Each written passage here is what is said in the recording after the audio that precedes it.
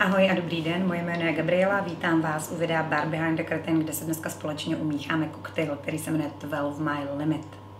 Ještě předtím, než ho umícháme, tak se již tradičně řekneme v krátkosti něco o jeho historii.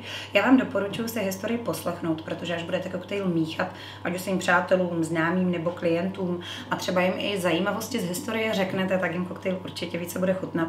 Koktejl je známý z doby prohibice a patří mezi klasickým koktejlům, ač není tak známý jako ty ostatní, ale dle mého názoru by měl být. Prohibice v Americe probíhala od roku 1920 až do roku 1933 a prohibice byla vlastně plošným zákazem alkoholu. Ten zákaz alkoholu platil na souši, respektive na pevnině, ale pozor, platil taky na oceány, a to až do vzdálenosti 3 mílí. 3 míle jsou něco jako 4,8 kilometrů a pokud někdo chtěl pít, tak vlastně vyloženě musel trošičku obejít zákon, a to tak, že na souši nastoupil na loď, popojel těch 4,8 kilometrů dál a až za touto vzdáleností si mohl legálně dát drink a bavit se s přáteli. A na základě toho vzniknul koktejl, který se jmenoval 3 Mile Limit, nebo taky se mu jinak říkalo 3 Miler. Tento koktejl vymyslel nějaký Chip z Brighton v pařížském baru, který se jmenoval Harry's New York Bar. A tento koktejl obsahoval 2 složky alkoholu a 2 nealkoholické složky. Obsahoval jako hlavní alkoholickou složku koňak nebo brandy a jako druhou alkoholickou složku obsahoval bílý rum. Potom také citronovou šťávu a grenadínu. Nějakou dobu se tento koktejl zvesela pil, lidé se bavili na oceánech a vláda na to zareagovala tím, že tento zákon zpřísnila a prodloužila ty 3 míle na 12 mílí, což je 19,3 kilometrů.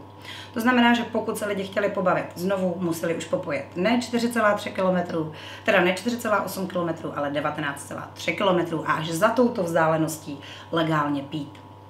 A na základě toho vzniknul koktejl, který známe doposud a který si dneska umícháme a který se jmenuje 12 Mile Limit.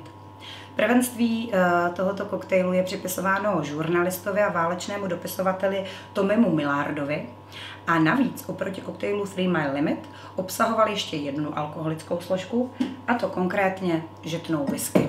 Takže pozor, je to koktejl zrádný, obsahuje celkem 3 alkoholické složky. No a my už se pojďme společně podívat na to, jak ho jednoduše umícháme. Tak, potřebujete samozřejmě shaker a potřebujete samozřejmě led a to, co jsem říkala, potřebujete bílý rum, potřebujete žitnou whisky a potřebujete koňak nebo brandy. Brandy, to znamená, že můžete například použít i určitě vám známou metaxu.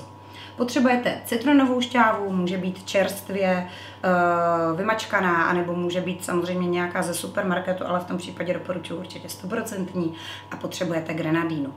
Docela snadno si pamatují poměry v tomto koktejlu, protože krom bílého rumu, který je hlavní alkoholickou složkou a kterého tam potřebujete dát větší panáček, to znamená 30 ml, dáváte úplně všeho stejně, a to mililitru 15. Když si začneme dávat vlastně věci do shakeru, tak takovou důležitou a zajímavou informaci. Když dáváte věci do shakeru, vždycky dávejte led až na konec, a to z toho důvodu, aby se vám ten alkohol i ty nealkoholické složky, které tam dáváte, nenaředil. No a vždycky začněte tou nejlevnější složkou, nebo ingrediencí, kterou do toho koktejlu dáváte. Proč? No jednoduše, protože i tomu nejlepšímu barmanovi se stane to, co se stane mně úplně běžně, zvlášť když mícháte celý den, a to, že třeba něco spletete, dáte tam něčeho víc, něčeho méně, anebo zaměníte nějakou ingredienci. A když začnete od těch nejlevnějších, tak se nestane, že tam nalejete drahý koňák a drahou například whisky, pak to spletete a budete to muset vylít. Ale spíš budete vylívat právě věci jako citronovou šťávu a věci, které jsou levnější. Takže my začneme citronovou šťávou. A jak jsem říkala, potřebujeme jí 15 ml. Takže do shakeru dáme 15 ml citronové šťávy, 15 ml grenadíny,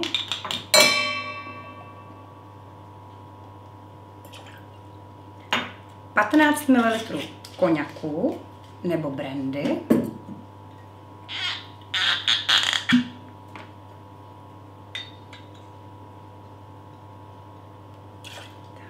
15 ml žitné whisky.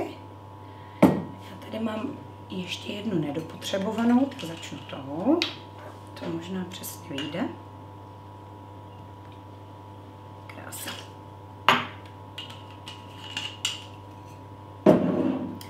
A teď to největší, 30 ml bílého rumu. Já konkrétně používám Havanu, můžete použít samozřejmě třeba Bacardi. Tak, všejknujeme všechny ingredience, které do koktejlu patří. A teď už nezbývá, než naplnit shaker ledem.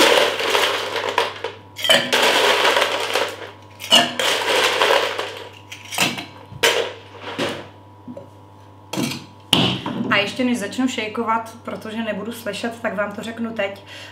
U toho šejkování není nutné šejkovat třeba minutu v kuse, když ten shake máte jakoby rychlý a intenzivní, bohatě stačí takových těch 8 až 10 vteřin. Já, protože nemám takovou sílu, budu šejkovat třeba 15 vteřin, ale jde nám o to vyloženě koktejl ideálně nachladit.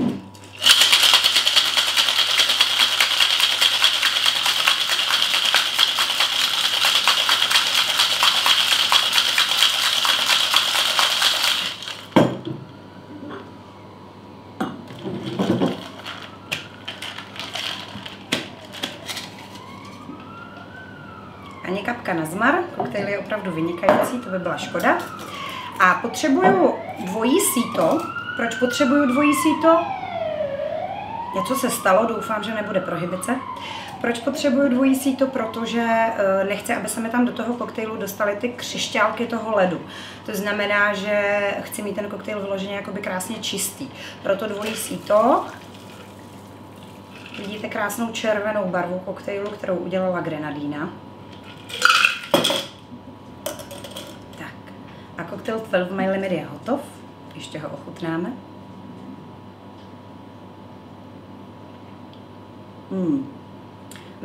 Vynikající propojení chutí. Jde tam hodně cítit i bílý rum, i koňák. Určitě tam nějakou ostrost přidává i ta žitná whisky. Vynikajícně se kompenzuje grenadína s citronem, kdy citron je kyselý a grenadína je samozřejmě hodně sladká, takže si myslím, že je to ideální koktejl téměř pro všechny a bude chutnat jak těm, co mají rádi sladší koktejly, tak těm, co mají rádi citron nebo respektive kyselější koktejly. Pozor ovšem na to, přece jenom jsou tam 3 alkoholické složky, takže koktejl je opravdu velice zrádný, ale je opravdu vynikající a právě proto by měl být stejně tak známý jako ostatní klasické koktejly. Pomozte nám prosím ho propagovat a objednávejte si ho v barech i v našich českých končinách.